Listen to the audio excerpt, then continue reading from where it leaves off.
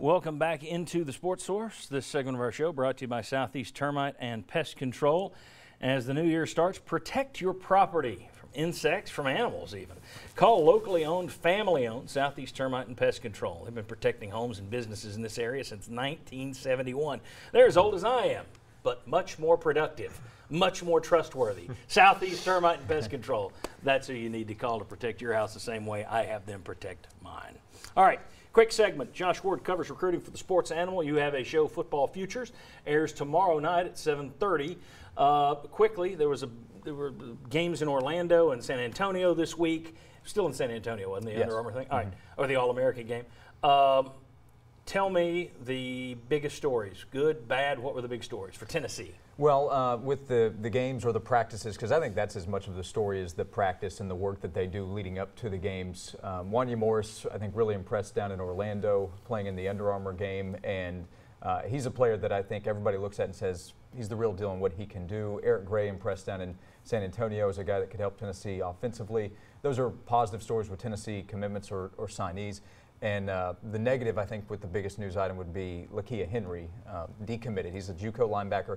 Not a big surprise. He's been committed for several months, but did not sign. And we knew that he was going to go through the recruiting process. So Arkansas and Florida State have gotten in there. So Tennessee will look for more linebacker help moving forward. Which is a shame because that's an area of need for this team. Yeah, it really helps that they got Crouch because he's going to come in. He could play running back or linebacker, but linebacker is where he's going to play at Tennessee, five-star athlete. So adding him is really important. Chris Russell from Dyersburg is a guy that has a number of options, but he's an unsigned linebacker. Tennessee absolutely needs to get more help at that position. Let's quickly put the recruiting rankings up after the Lakia Henry decision.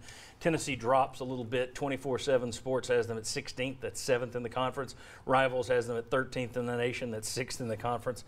These rankings are kind of silly. You're still in the top mix here for good players. But how are things shaping up? Just give me a minute here, Josh. How are things shaping up for February now? I think Tennessee's in a good position, and Tennessee does have momentum despite the news of Lakia Henry decommitting. Again, that's not a surprise. Right. Tennessee adding Crouch and Eric Gray late in the early signing period, that was really important for Tennessee. Tennessee needed to add talent and speed on offense. Gray helps with that. Crouch, again, with Lakia Henry decommitting, and just Tennessee's need for more athleticism at linebacker.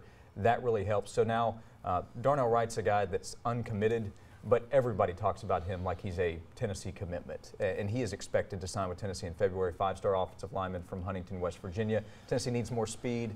They will go after guys in the secondary. I mentioned Chris Russell, Henry Tuotuo, the linebacker. I know the landing on the name, by the way. He's maybe a long shot, but a big-time linebacker. And Tennessee could emerge with some other players. They will go after several committed guys as well. So it'll be an active final month in recruiting. Are you sure it's not Toto Odo? That's okay. I said it once. I'm not going to try again. Yeah, very good. A little later, did the bowls affect how we look back on Tennessee's football season? We're going to look back at Tennessee's schedule and see how these teams finished. Does that impact which games we thought were good wins, bad losses? Does it make them better wins, even worse losses? We'll discuss. That is to come. But next, Tennessee's about to go on the road for the first time this year in terms of 2 games in a row. We'll preview those next with Mark Pankratz.